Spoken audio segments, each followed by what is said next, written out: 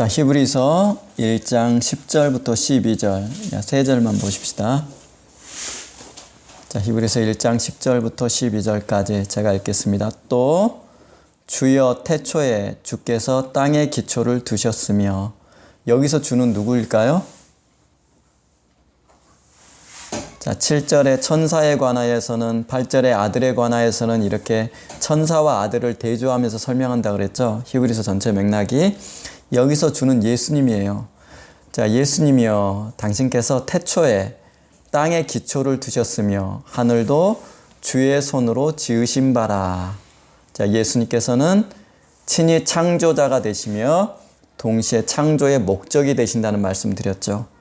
11절, 그것들은 멸망할 것이나 그것은 하늘과 땅, 곧 천지를 말하겠죠.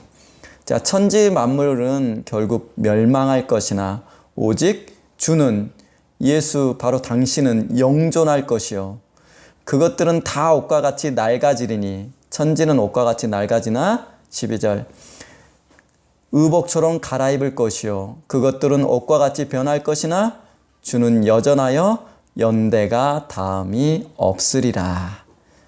자, 천지와 그리고 창조자 되신 예수님을 대조해서 이렇게 비교하면서 지금 서술하고 있는 장면이에요. 자, 제목 보십시다. 정욕이 사랑하는 세상의 종말이라고 되어 있죠. 지난주 이어서 한 번만 더 해봅시다. 이 구절. 정욕이 사랑하는 세상의 종말. 자, 제가 요즘 다인이 독서 지도를 좀 하고 있어요. 자, 한국 소설가들이 쓴 단편 소설 묶음 3권짜리를 사서 다인이한테 지금 읽게 하고 있어요. 이제 그 책에 서두에 이렇게 써졌더라고요. 그 책이 그 서울대학교 국문학과 대학원 박사과정에 있는 사람들이 모아서 꼭 읽어야 될 단편 소설이라고 된 거를 이렇게 묶어서 썼어요. 근데 그 책의 서두에 이런 말이 써져 있어요. 소설가는 인간의 욕망을 다루는 직업이다 라는 말이 나와요. 자, 소설에서 소설가들이 지적하고 다루고 싶어하는 바가 바로 인간의 욕망이래요. 그러면서 거기에 이렇게 써져 있더라고요. 소설에서 다루는 기본이 되는 5가지의 인간의 욕망이 바로 이겁니다 라고 하면서 이렇게 써져 있더라고요. 재물욕. 뭔지 알겠죠? 재물욕. 자, 재물 때문에 서로 돈 때문에 사람을 죽이고 하는 드라마도 많이 보시죠. 소설도 마찬가지죠. 결국 소설이 드라마가 되는 거니까. 두 번째 뭐예요? 권력. 자, 권력 암투는 과거나 현재나 똑같죠. 세 번째가 뭐예요? 명예욕. 자, 전부 욕자가 붙어 있죠. 네 번째가 애욕. 뭔지 알겠죠? 사랑받고 싶고 사랑하고 싶어 하는 욕망. 그래서 사랑 때문에 갈등하고 막 한 여자를 두고 배신하고 그런 거 나오죠. 자, 그런 거예요, 지금. 그 마지막이 생명욕, 영생욕이라고 돼 있더라고요. 살고 싶어 한다는 얘기예요. 너 불어, 걔 어딨어? 그러면 자기 살려고 동지를 배신하는 일이 많이 나오죠. 이거요.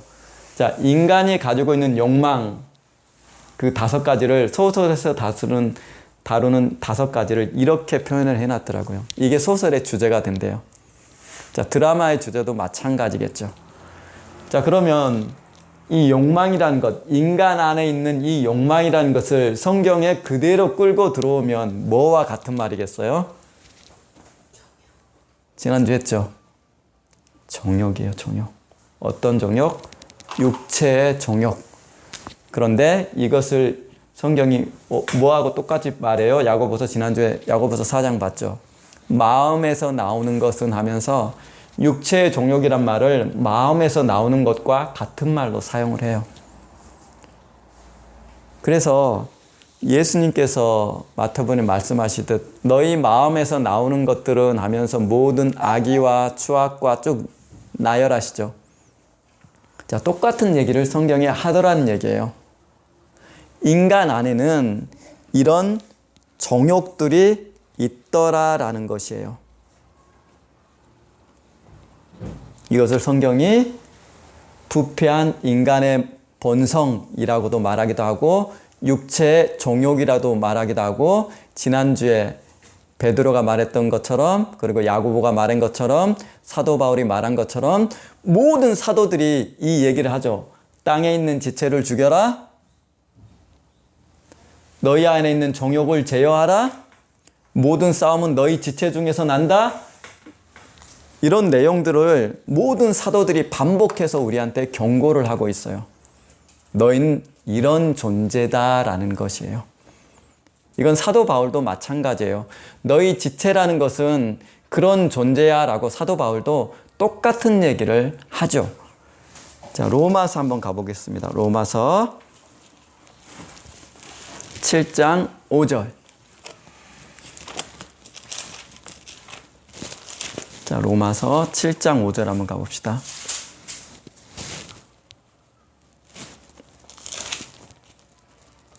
자, 제가 읽겠습니다. 한번 읽어보세요. 자, 우리 안에 있는 것이에요. 한순옥 성님 안에 있고, 제 안도 있고, 인간이라면 누구나 이걸 가지고 있어요. 자, 읽어봅시다. 우리가 육신에 있을 때는 율법으로 말미암아, 읽어보세요. 뭐가요? 죄의 정욕이. 죄의 정욕이 어디 안에 있어요? 그 다음 구절. 우리 지체 중에. 자, 이게 한순옥 성도님이고 저라면 우리 안에 여기 사람이에요. 그림이 이상하죠. 우리 안에 뭐가 있어요? 죄의 정욕이 있더라라는 얘기를 하는 거예요. 우리 지체 안에. 이 모든 것들이 우리 안에 있더라라는 것이에요. 자, 지난주 2주 전쯤인가요? 어떤 12살 여학생의 시체가 저수지에서 떠올랐죠. 제가 그 저수지 알아요. 제 고향이라. 자, 계부가 자기 12살 난, 그러니까 우붓딸이겠죠. 딸을 살해해서 못 돌아오게 다리에 돌을 묶어가지고 저수지에 던졌는데 그 줄이 풀리면서 물 위에 떠올랐죠. 보셨죠? 세상 떠들썩했던 사건이죠. 근데 계부가 그 아이를 살해하는 그 장소에 누가 있어요? 그 아이의 친모가 그 계부하고 낳은 아이를 안고서 계부가 자기 딸을 친딸을 죽이는 것을 지켜보고 서 있었다라. 그 사건이 있었죠. 난리 났었죠. 댓글이. 저런 짐승밭도 못한 인간들 같으니라고. 자기 딸을 죽이는데 그걸 방조하고 이렇게 가만히 서서 구경하고 있었더라는 얘기야. 친모가. 이 안에 다 들어있는 거죠. 이 안에 들어있는 거. 자, 아까 한순옥 성도님이 나오면서 얘기했지만 공항 고속도로에서 사고 난 것도 시끄러웠죠. 자, 그 빨리 달리는 공항 고속도로에 원인은 아직 잘 모르겠어요. 그런데 여자가 2차선에 차를 대고 내렸어요. 그래서 후속 차량에 치여서 사망했죠. 적어도 이 안에 것 중에 하나는 걸려 있을 거예요. 그렇죠. 자, 이게 어디서 나와요? 저와 여러분 안에 지체 안에 있더라는 이거 사도 바울이 지금 죄의 정욕이라는 것이 우리 지체 중에 우리 안에 우리 마음 안에 있더라는 얘기예요. 자, 7장 5절 보셨죠? 그 다음 보십시다. 이 죄의 정욕이 우리 안에 있다라는 말을 바울이 여러 각도에서 다른 표현으로 사용을 해요. 자, 로마서 7장 가봅시다. 7장 17절. 자, 16절부터 보십시다. 만일 내가 원하지 아니하는 것을 그것을 행하면 내가 이로써 율법에 선한 것을 시인하노니 이제는 그것을 행하는 자가 내가 아니요. 줄거 보세요. 내 속에 거하는 죄니라. 죄가 어디에 거해요? 한순옥 성도님 어디에 거해요? 내 안에. 한순옥 성도님 안에 있더란 얘기예요. 이것이. 자, 죄의 정욕이 우리 지체 중에 역사할 것이라 얘기해놓고 이 말을 다른 말로 뭐라고 표현해요? 내 속에 거하는 죄. 이렇게 표현해요. 내 지체 중에 정욕이란 거 있는데 이 정욕을 뭘로 표현해요? 내 속에 거하는 죄. 이렇게 표현하더라는 것이 20절 보십시다. 만일 내가 원하지 아니하는 것을 그것을 하면 이를 행하는 자는 내가 아니요 내 속에 거하는 죄. 똑같은 표현이죠. 내 속에 거하는 육체의 정욕이란 말이에요. 죄의 정욕이란 말을 내 속에 거하는 죄, 이렇게 바꿔서 표현하고 있다라는 것이에요. 자, 23절 보십시다. 내 지체 속에, 똑같은 표현이죠. 내 몸 속에, 내 마음 속에 한 다른 법이 내 마음의 법과 싸워 내 지체 속에, 똑같은 표현이죠. 육체의 정욕이 어디 있어요? 내 지체. 죄가 어디 있어요? 내 지체. 내 지체 속에 있는 죄의 법. 육체의 정욕, 죄, 죄의 법. 전부 같은 말을 약간씩만 돌려서 표현한 얘기예요. 근데 이게 어디에 있어요? 저와 여러분의 마음에, 지체 속에 있더라라는 것이요. 예수 믿든 예수 믿지 아니하든 이 정욕이, 죄의 정욕이, 죄의 법이, 죄가 우리 안에 들어있다라는 말이에요.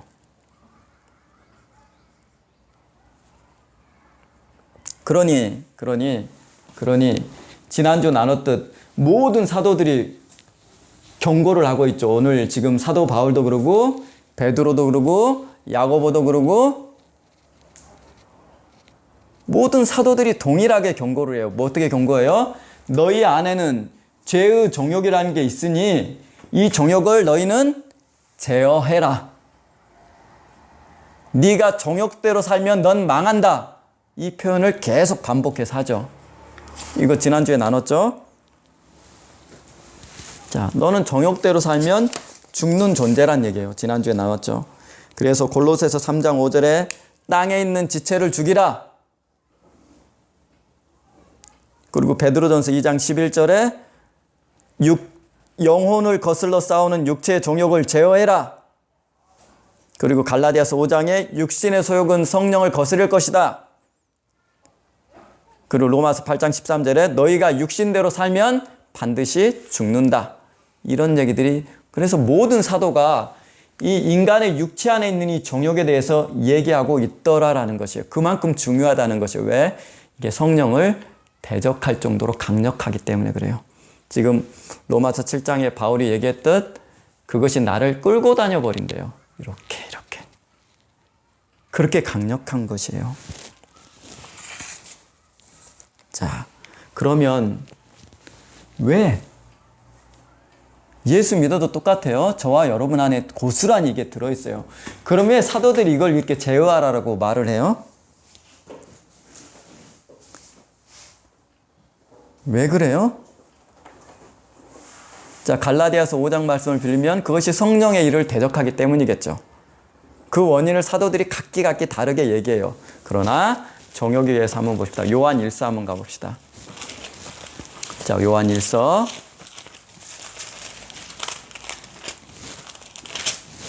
자, 우리가 잘 아는 말씀이에요. 2장 한번 보십시다.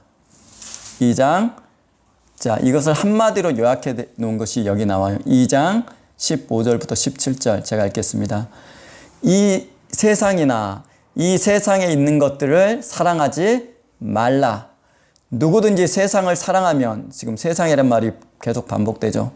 아버지의 사랑이 그 안에 있지 아니하니 이는 세상에 있는 모든 것이 육신의 정욕과, 정욕이란 말 나오죠. 안목의 정욕과 이생의 자랑이니 다 아버지께로 온 것이 아니요 세상으로부터 온 것이라. 이 세상도 그 정욕도 지나가되 오직 하나님의 뜻을 행하는 자는 영원히 거하느니라. 자, 16절 보세요. 육신의 정욕과 안목의 정욕과 이생의 자랑 쭉 설명하죠.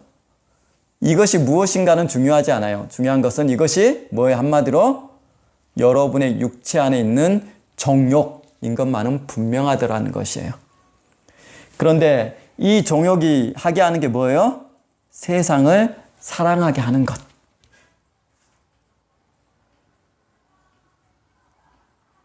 이게 한마디로 요약하면 그런 거예요. 여러분 안에는 육체의 소욕, 육체의 정욕, 마음의 부패함은 무엇을 사랑하게 돼 있다라는 거예요? 세상을 사랑하게 돼 있다라는 뜻이에요. 그래서 세상이란 말을 계속해요. 세상에 있는 것 사랑하면 아버지의 사랑이 거기에 있지 않다. 너희 안에 있는 정욕이라는 것은 세상을 사랑하게 너희를 만든다라는 것이에요. 그래서 어떻게 해요? 오직 하나님만 사랑하고 하나님만을 향해서 존재하는 인간의 존재 목적인데 그것을 잃어버리고 어떻게 해요?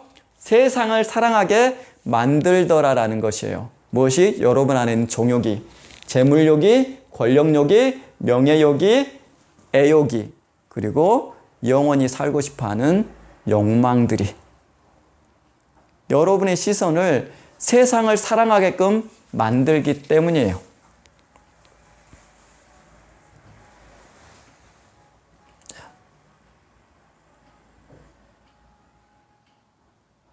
그래서 사도들이 경고하는 거예요, 여러분들한테. 여러분 안에는 육체의 정욕, 이 욕망들을, 이것이 성령으로 통치되지 않으면 믿는 사람들도 다시 세상을 사랑해서 신앙을 버리게 된다라는 뜻이에요. 그래서 디모데후서 5장인가요? 거기 보면 나오죠. 디모데후서 3장 10절 정도에 나올까요? 사도 바울이 고난을 당해서 감옥에 갇히니까 어떻게 됐어요? 디도는 세상을 사랑하여 달마두나로 갔고, 이런 표현이 나와요. 여러분 안에 있는 이것이 여러분을 다시 세상으로 돌아가게 만들더라라는 것이에요. 그래서 그렇게 사도들이 경고하는 것이에요.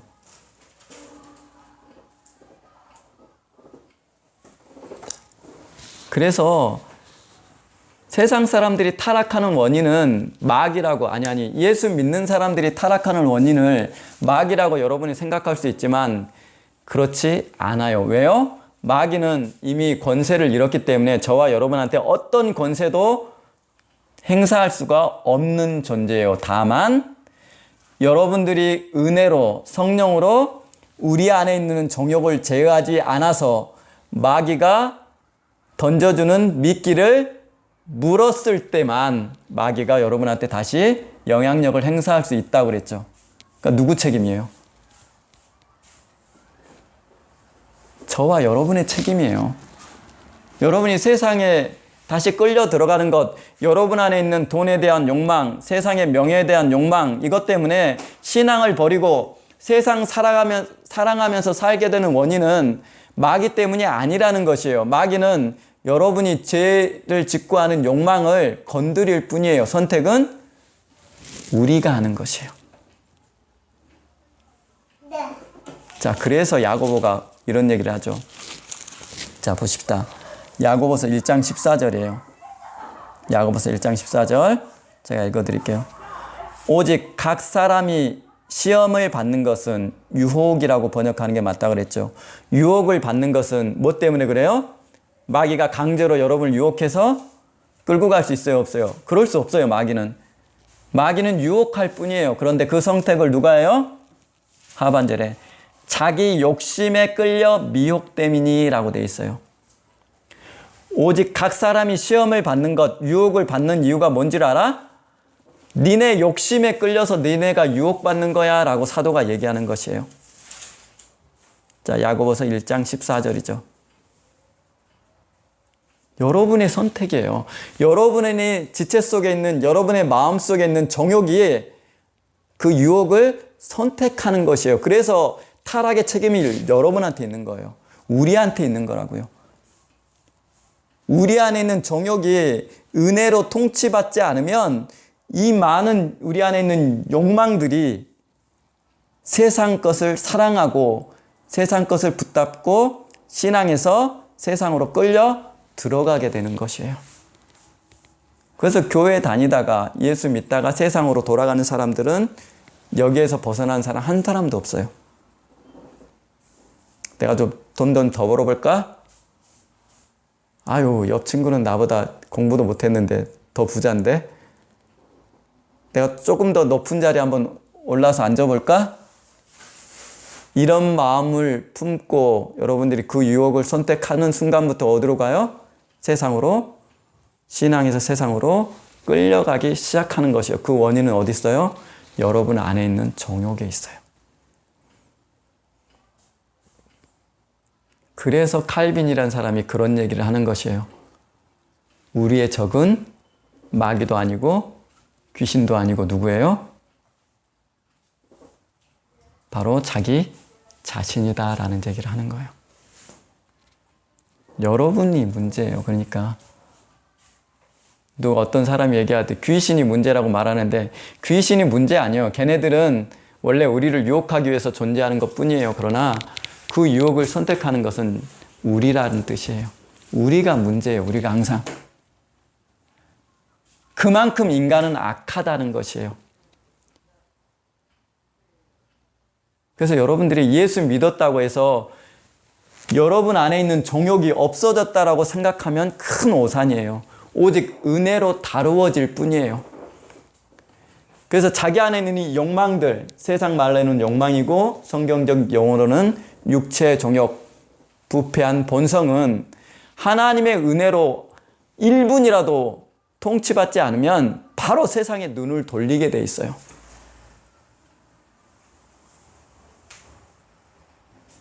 여러분 주위에 예수 믿다가 교회 다니다가 자기 일을 쫓아 세상에 떠나간 사람들 전부 여기에 선택된 사람들이에요. 여기에 포함된 사람들이에요. 그리고 저와 여러분도 은혜에 붙들려 있지 않으면 똑같은 존재들이에요.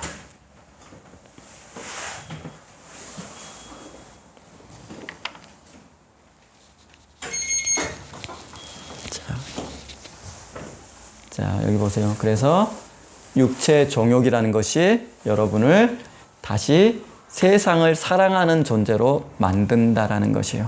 자, 예수님께서 요한복음 15장에 예수 믿는 자의 정체를 뭐라고 설명하셨어요?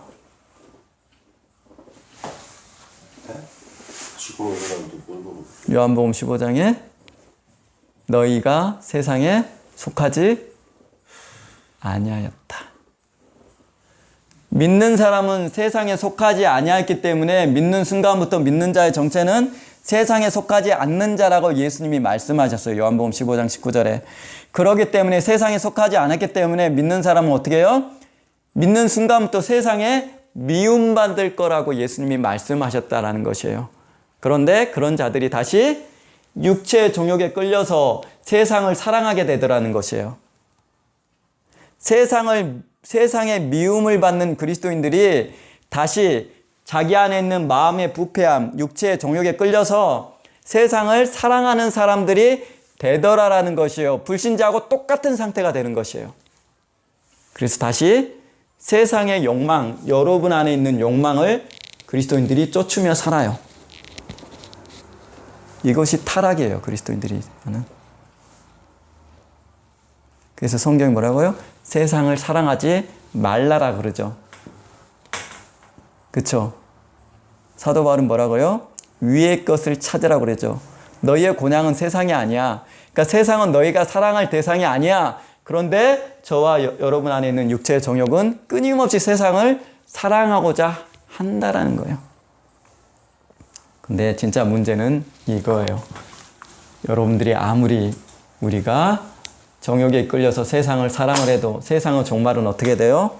오늘 본문 보십시다. 히브리서 1장 11절 보십시다. 히브리서 1장 11절. 세상은 어떤 곳이에요? 욕망에 이끌려서 우리가 사랑하게 된 세상의 종말이 어떻게 돼요? 1장 11절.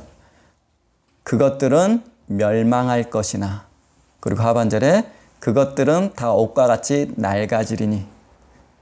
여러분이 사랑하는, 우리가 정욕에 끌려 사랑하게 될 세상의 종국적인 결말이에요. 어떤 것? 멸망할 것. 그리고 어떤 것? 낡아질 것. 세상이라는 것은 낡아지고 결국은 멸망해져 가는 것인데 그것을 사랑하게 만들더라라는 것이에요. 뭐요? 저와 여러분 안에 있는 정욕이.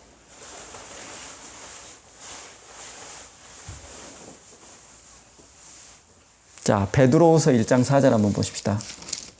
베드로후서 1장 4절.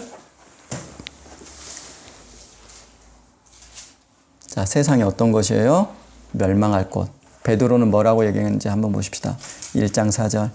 이로써 그 보배롭고 지극히 큰 약속을 우리에게 주사 이 약속으로 말미암아 너희가 즐거워보셨죠? 지난주에 정욕 때문에, 정욕이 문제라는 것이요. 너희 안에 부패한 정욕, 이것이 있는데 이 정욕 때문에 어떻게 돼요? 세상에 썩어질 것을 피해야 되는데 정욕 안에 있는 사람은 어떻게 해요? 세상에 썩어질 것을 붙들고 살아가게 된다라는 것이에요. 세상은 썩어질 곳이라는 표현을 사도 베드로가 우리에게 하는 것이에요. 자, 베드로후서 2장 가봅시다. 그 뒤에 20절. 자, 18절부터 보십시다.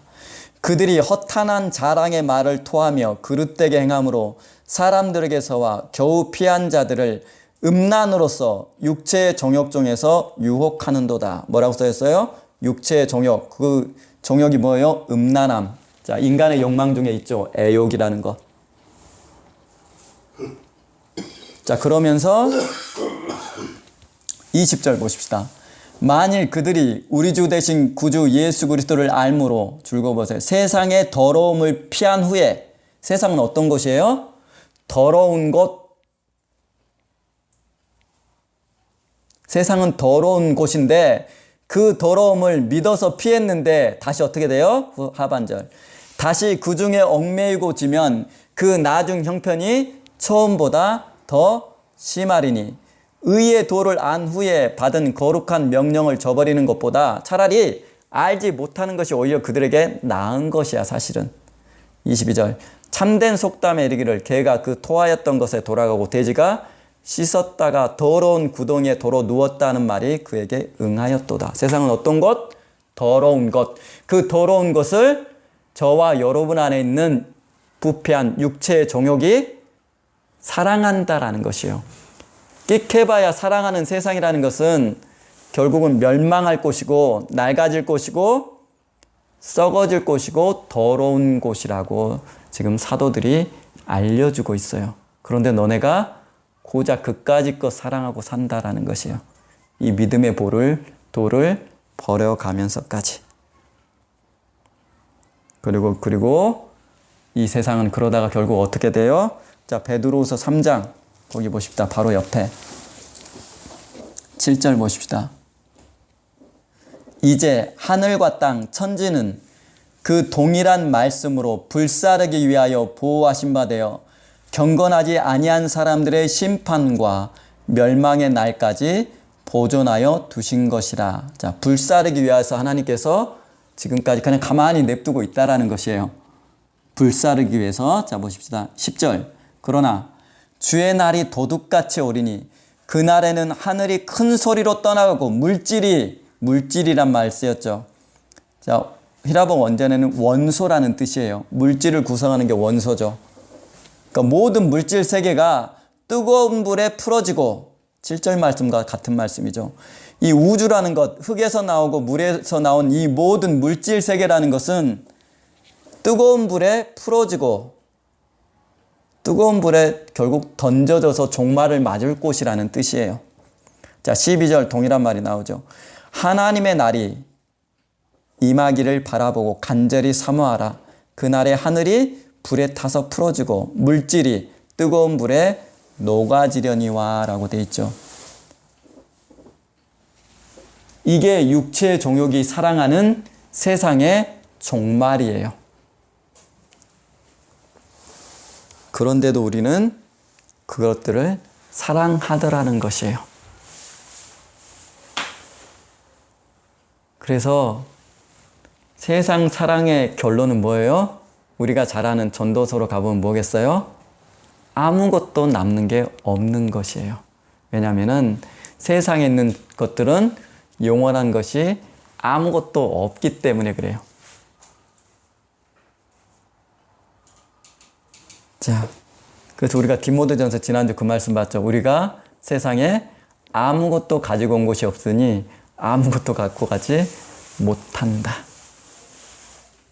근데도 우리는 우리 안에 있는 욕망, 성경적인 용어로 육체의 정욕 때문에 세상의 것을 추구하면서 인생의 시간을 소비하면서 살아요.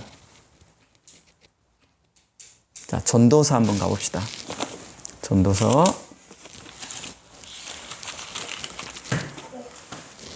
자, 디모데전서 6장 7절에 사도 바울이 했던 말, 우리가 세상에 아무것도 가지고 온 것이 없음에 아무것도 가지고 가지 못하리라는 말을 솔로몬이 전도서에 똑같이 합니다. 자, 5장 15절 보십시다. 5장 15절.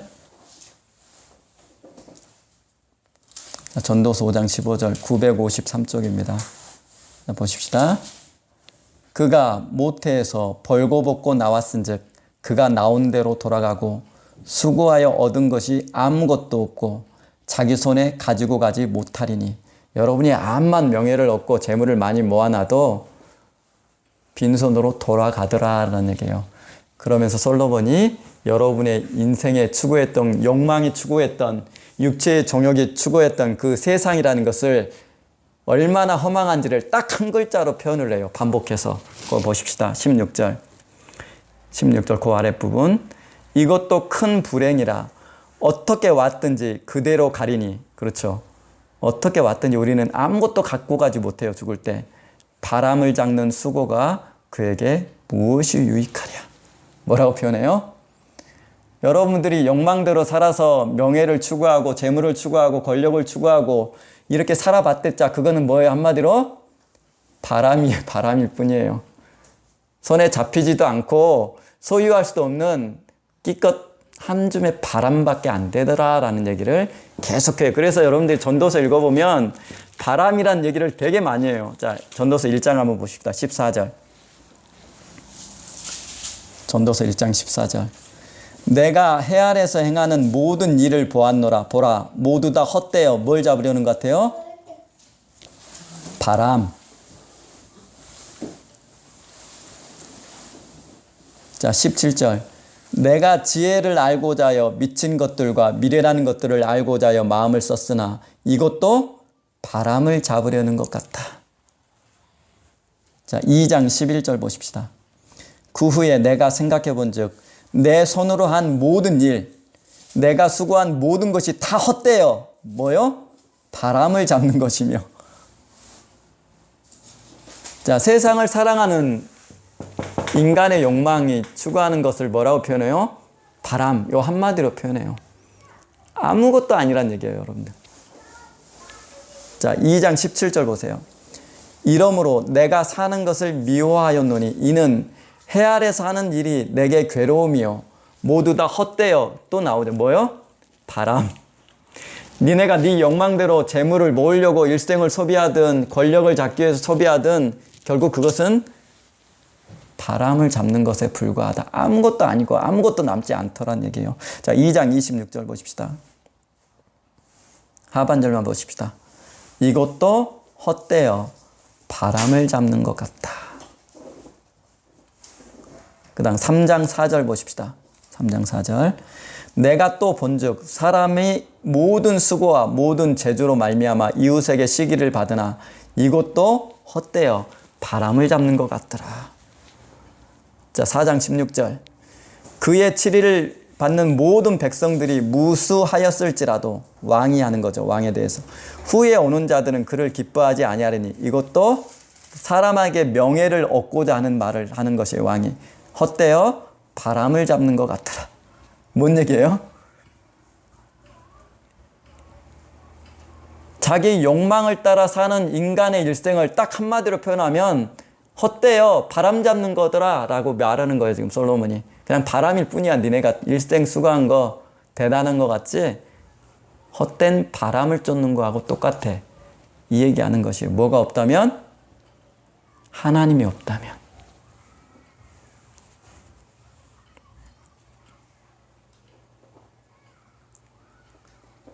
자, 이해하시죠? 어떤 얘기인지. 저와 여러분 안에, 지체 안에 있는 죄, 사도 바울은 이것을 내 속에 거하는 죄니라 라고 했죠. 그러면서 동시에 내 속에 있는 죄의 종욕이라고 했죠. 동시에 내 지체 속에 있는 죄의 법이라고 했죠. 베드로는 육신의 정욕이라고 했죠. 야고보는 우리 지체 속에 있는 싸움이라고 했죠. 우리 마음. 예수님은 우리의 마음에서 나오는 것. 이거예요.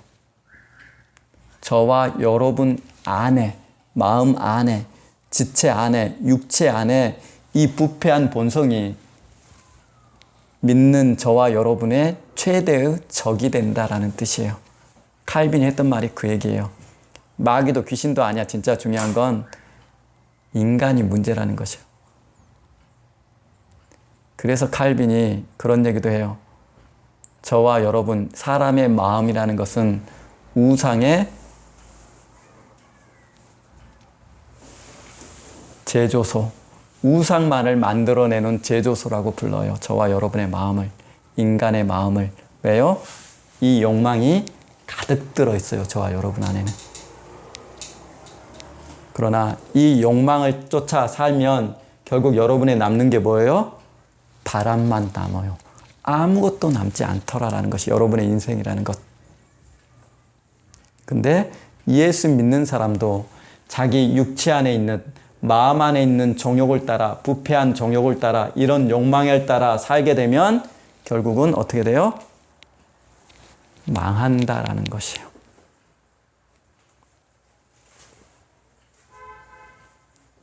우리가 살아가는 세상이라는 것은 결국 낡아지고 쇠하여지고 멸망할 곳인데도 그것을 사랑하면서 살더라라는 것이에요.